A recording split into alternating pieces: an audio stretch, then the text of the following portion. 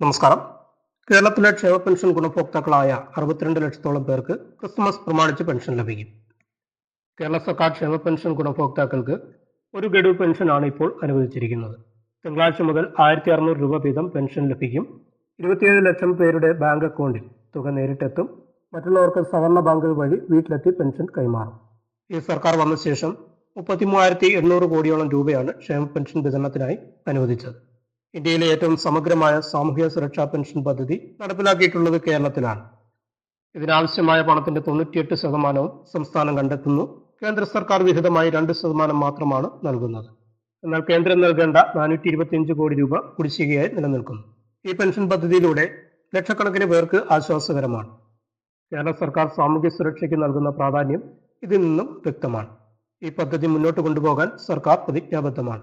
കൂടുതൽ വാർത്തകൾക്കും അറിയിപ്പുകൾക്കുമായി video like ചെയ്യുക, ഷെയർ ചെയ്യുക, ചാനൽ സബ്സ്ക്രൈബ് ചെയ്യുക. മറ്റൊരു വീഡിയോയുമായിട്ട് വീണ്ടും കാണാം.